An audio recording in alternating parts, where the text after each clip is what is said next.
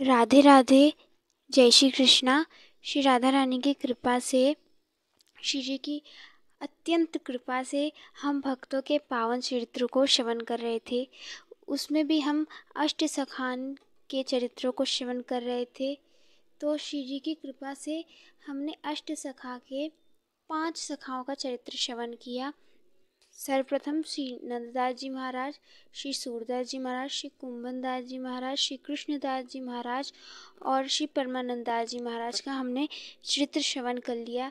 आज हम श्री ठाकुर जी के बहुत प्रिय सखा श्री गोविंद स्वामी जी का चरित्र श्रवण करेंगे।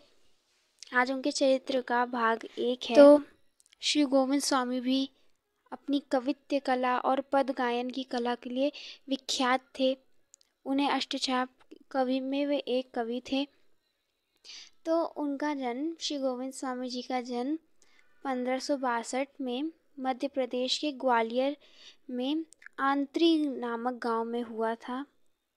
वहाँ पर सब उन्हें गोविंद नाम से जानते थे, परंतु वो बचपन से ही गायन कला में निपुण थे, पद बनाने में निपुण थे। तो उनकी इस पद और गायन कला को देख बहुत लोग खुश होते थे, तो कुछ उनके शिष्य बने। तब सब उन्हें स्वामी जी कहने लग गए। तो इससे उनका नाम श्री गोविंद स्वामी जी पड़ गया था। तो इनका जन्म जहाँ हुआ था वहाँ समृद्धि की कोई भी कमी नहीं थी, इनके यहाँ धन की कोई भी कमी नहीं थी। परंतु इनके मन में हमेशा एक प्रश्न रहता तो जो इनको बहुत परेशान करता था कि हमें भगवान की प्राप्ति कैसे होगी। ये प्रश्न उनके सदैव विचार में रहता था। तो जब श्री गोविंद देव जी 20 वर्ष के हुए तो 20वीं अवस्था में इनकी विवाह करवा दिया गया। फिर इनको संतान हुआ। ऐसे उनकी गृहस्थी अच्छे से चल रही थी। तो इनके जो पद हैं वो अक्सर सब सुनते थे। जो इनके शिष्य होते थे वो उस पदों को जाकर बादशाह के महलों में जाकर गाते, तो जो शिष्य जन होते उनकी भी बहुत तारीफ होती, उनके भी बारे में अच्छा अच्छा कहा जाता था। तो श्री गोविंद स्वामी जी के पास श्री विट्ठल गोसाई जी के भी कई शिष्य आया करते थे। जब वे श्री गोविंद स्वामी जी के पद सुनते तो वे उस वक्त वे सारे शिष्य जो जन श्री गोविंद स्वामी जी के पद को श्रवण करते थे वो जाकर श्री विट्ठल गोसाई जी को सुनाते। और जब श्री विट्ठल गोसाई जी वो पदों को सुनते तो उन्हें बड़ा प्रसन्नता होती कि भले कोई गायक ये पद लिखा है परंतु बहुत सुंदर पद गाते हैं, क्योंकि उनके पद अक्सर ठाकुर जी पे ही रचित थे। पूरे पद ही उनके ठाकुर जी पे रचित थे, उनकी लीलाओं पे रचित थे। इसलिए श्री विट्ठल गोसाई जी को उनका यह पद बड़ा पसंद आता था। तो जो शिष्य उनका होता वो जब श्री गोविंद स्वामी जी की इतनी बड़ाई सुनता तो वे जाकर बता देते थे गोविंद स्वामी जी से कि आपके पदों को सुनकर गोसाई जी को बहुत प्रसन्नता होती है।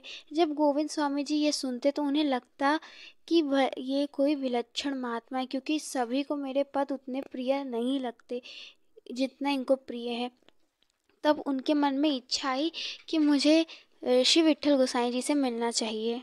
उस वक्त गोविंद स्वामी जी नहीं जानते थे कि श्री विट्ठल गोसाई जी एक श्रीनाथ जी के बड़े भक्त हैं। उस वक्त उनको नहीं पता, उनको लगता था कि श्री गोसाई जी संगीत कला और इन सब कलाओं के बारे में ज़्यादा जानते, इसलिए वो हमारे बारे में इतना अच्छा बोलते हैं। यह सब उस वक्त गोविंद स्वामी जी जानते थे।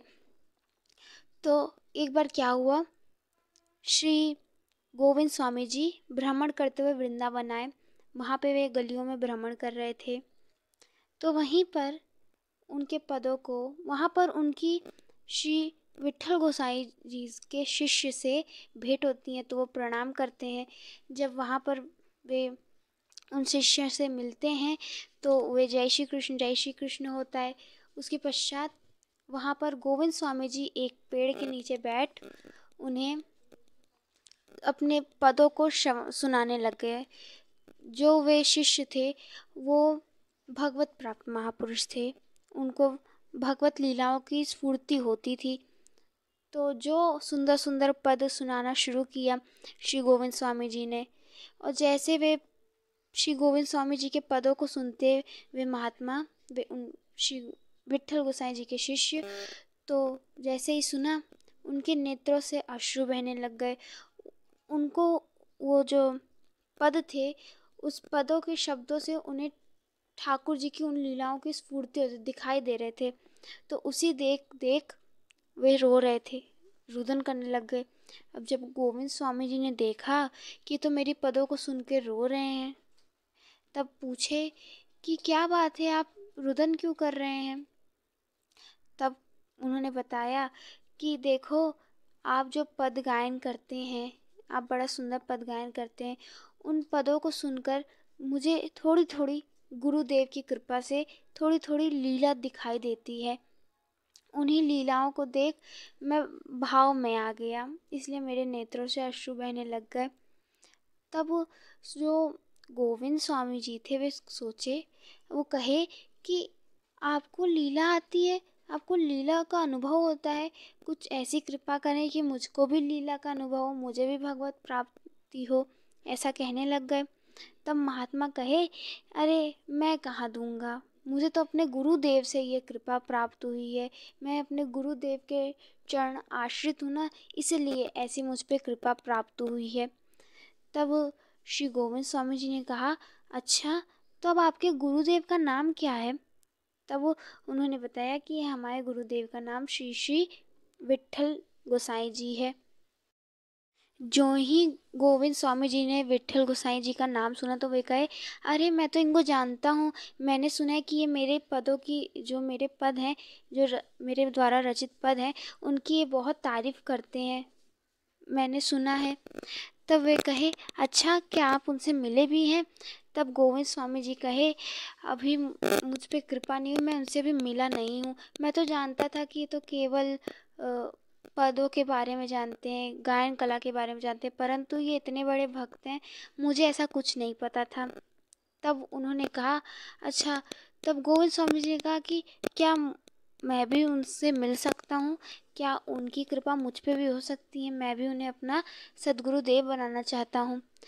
तब वे कहे, हाँ हाँ, इस वक्त श्री विट्ठल गोसाई जी गोकुल में नवनीत प्रिया जी की सेवा में है, आप जाइए।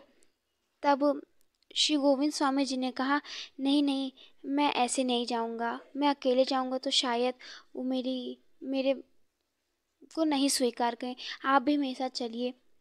तब उन्हें भी अच्छा लगा, उन महात्मा को, कि अच्छी बात है, श्री विट्ठल गोसाई जी के एक ऐसे शिष्य होंगे जो गायन कला में इतने अच्छे होंगे, वो भी श्री ठाकुर जी की सेवा में पद गायन करेंगे, सुंदर ही सुंदर होगा। तो यही सोच वो महात्मा श्री गोविंद स्वामी जी को अपने संग गोकुल में लेके जाते हैं। तो वे पहुँचे गोकुल, उस वक्त संध्या का समय था। तो श्री गोसाई जी ठकुरानी घाट पर संध्या तर्पण कर रहे थे।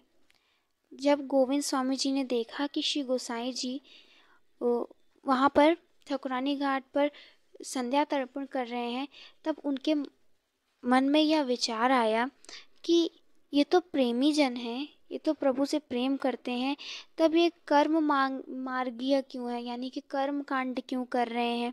ये तो प्रेमी जन है, इनको तो प्रेम करना चाहिए, तो वैदिक सिद्धांतों पे चल रहे हैं। तो वे सोचने लगे, इसके पीछे कारण क्या हो सकता है, यही सोच रहे थे। अब गुरुजनों को भला शिष्य कैसे समझ सकता है, क्योंकि गुरुजन तो गुरुजन है, गुरु कुछ भी कर सकते हैं, उसके पीछे क्या कारण होंगे ये हम कभी समझ नहीं सकते, वो जब गुरु कृपा करते हैं तभी समझ में हमें आ सकता है। तो उस वक्त श्री गोसाई जी संध्या तर्पण करके वहाँ से उठे और पहुँचे गोविंद स्वामी के पास। जो गोविंद स्वामी जी को उन्होंने देखा तो देख के कहे, आओ आओ गोविंद स्वामी, बहुत दिन बाद आए हो। तो गोविंद स्वामी जी ने कहा कि मैं तो पहली बार ही यहाँ आया हूँ, ऐसे उत्तर दिया। फिर वे मन में विचार करने लग गए कि आज तक महाप्रभु जी मुझसे कभी मिले भी नहीं, ना मैंने उनसे कभी भेंट की, तब वे मेरे परिचय को कैसे जानते हैं, वो मेरे बारे में कैसे जानते हैं, इसके पीछे कोई कारण होगा, यही सोचने लग गए।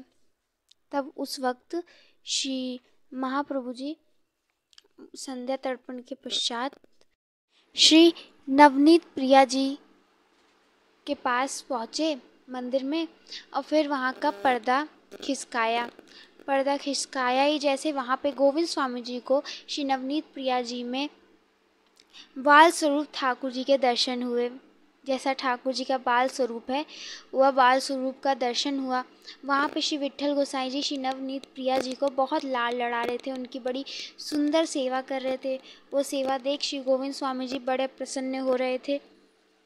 फिर सेवा के पश्चात वहाँ से प्रसाद आदि भोग लेकर आए और श्री गोविंद स्वामी जी के साथ संग में बैठे और कहे, और कहो गोविंद, कुछ बात कहनी है।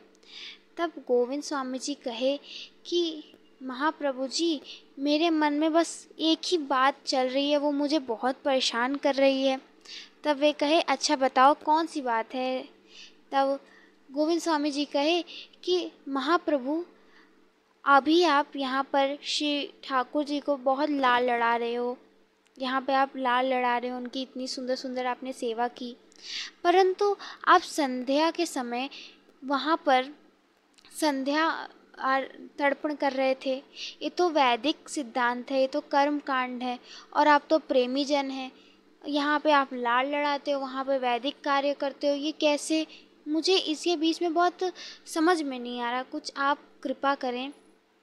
तब विट्ठल गोसाई जी ने बहुत सुंदर से समझाया कि देखो गोविंद, भक्ति जो है वो एक बहुत ही कोमल वस्तु है, और उसकी रक्षा करने के लिए, उसको किसी भी विपदा से बचाने के लिए ये जो नियम है, ये जो कार्य हैं, ये सेवा, ये जो है, इन्हें करना आवश्यक है। जिस प्रकार गुलाब के फूल बड़ा सुंदर, उसके अंदर से जो महक आती है, जो सुगंध आता है, वो बहुत सुंदर आता है, परंतु उसको बचाने के लिए उसमें कांटे होते हैं, जिससे कोई भी उसको स्पर्श ना कर ले, कोई भी उसको नुकसान ना पहुंचा दे। इसी प्रकार भक्ति में जो वैदिक सिद्धांत है, ये सब उसकी रक्षा करने के लिए है। इसलिए मैं वैदिक सिद्धांतों, कर्म कांड करता हूँ, ऐसा बताया। तब वहाँ पर जो गोविंद स्वामी जी का प्रश्न था, उसका उनको उत्तर मिला। फिर उन्होंने करुणा भरी आवाज़ से बोला कि अब महाप्रभु जी, आप मुझ पर एक कृपा कर दें कि अब आप मुझे स्वीकार कर लें, मुझे अंगीकार कर लीजिए और अपना शिष्य बना लीजिए। तब उन्होंने, गोसाई जी ने कहा, जाओ पहले स्नान करके आओ। तब वे स्नान करके आए। स्नान उपरांत उनको श्री नवनीत प्रिया जी के ही सामने नाम दीक्षा प्रदान की, उन्हें सेवा प्रदान की। तो अब गोविंद स्वामी जी को गुरु दीक्षा प्राप्त हुई, ब्रह्म से उनका संबंध हो गया, उनके गुरुदेव ने करा लिया। और ज्यों उनके गुरुदेव ने कृपा की, तब उन्होंने कहा कि हे गुरुदेव, अब मुझ पे इतनी कृपा करें कि अब मुझे ठाकुर जी की वो लीला स्फुरित होने लग जाए। तो गुरुदेव ने भी कृपा भी कर दी, और अब जब गोविंद स्वामी जी पद गाते तो उन्हें ठाकुर जी के दर्शन भी होते और लीला स्फूर्ति भी होती, और उसी का वो पद गायन करते थे। ऐसे वो ठाकुर जी को पद गायन की सेवा करते थे। ठाकुर जी के पद को सुन बड़े रीझते थे, उन्हें बड़ा अच्छा लगता था गोविंदास जी की पद को सुनकर। अब एक प्रसंग आता है।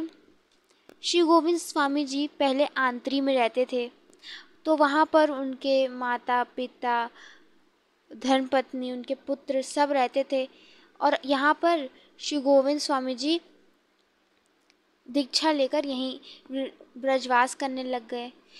तो उनके सभी घर वाले आ गए और कहे, अरे अब चलो, आप कब से यहीं पे रुके हो, यहीं पे आपको कितने समय हो गया रहते रहते। तब गोविंद स्वामी जी कहे, अरे अब मैं किसी को नहीं जानता, अब तो मेरे केवल गुरुदेव और मेरे गोविंद, और मैं किसी को भी नहीं जानता। मैं उन्हीं सबको जानता हूँ जो मेरे गुरुदेव से दीक्षित हैं, जो मेरे गुरुदेव से दीक्षा लिए हैं, उन्हीं को मैं जानता हूँ। तब फिर उन्होंने सभी का विट्ठल गोसाई जी से दीक्षा करवा दी उनके पुत्र, उनकी धर्मपत्नी और अपने माता पिता सबकी, और सब वहीं पर ब्रजवास करने लग गए। ऐसे उनके साथ कई शिष्य भी उनके आंतरी से आए थे। तो सभी शिष्य से वे सब कहने लगे कि अरे स्वामी जी, आप हमें इतना सुंदर सुंदर गायन कला सिखाते थे, हे स्वामी जी कृपा करिए और आप लौटिए, यहाँ से चलिए, वहीं पर रहते हैं। तब वे कहे, अब मैं किसी का स्वामी नहीं, अब तो मैं स्वयं दास हूँ, मैं तो गोविंद दास हूँ, मैं गोविंद का दास हूँ, अब तो मैं यहीं से ब्रजवास करूँगा। अगर तुम मुझे अपना गुरुदेव मानते हो तो पहले जाओ श्री विट्ठल गोसाई जी को गुरुदेव मानो, फिर मुझे अपना गुरुदेव मानना। ऐसा कहकर सभी सेवक को भी भगवत प्राप्ति उन्होंने करवा दी, जिसमें उन्होंने सारी सेवकों का भी उद्धार करवा दिया। इस प्रकार श्री गोविंद स्वामी जी ने पूरे घर, शिष्यजनों सबका श्री विट्ठल गोसाई जी से नाम दीक्षा प्रदान करवा दी। अब वे एकांत में रहते, महावन के टीले पे जाकर वे ठाकुर जी के लिए पद गायन करते और पद गायन करते, पद रचना करते, जिससे ठाकुर जी रीझें। पहले तो वो पद रचना, ये सब पद रचना नाम के लिए करते थे, इन सब कार्यों के लिए करते थे, लेकिन अब उनके मन में यही इच्छा थी कि इन पदों को सुनकर मेरे ठाकुर जी रीझें, मेरे नवनीत प्रिया रीझें, यही मेरी आशा है। अब मुझे इन पदों से यही कामना है कि वो मेरे ठाकुर जी को रिझा सकें। तो गोविंद स्वामी जी की पहले से ही गायन कला इतनी मधुर, इतनी सुंदर, जिसको बड़े बड़े लोग सुनने आते थे। तो अब ठाकुर जी के लिए उन्होंने सब पद रचना करना शुरू कर दिया था, तो उनके पदों को सुनने के लिए स्वयं ठाकुर जी ही आते थे।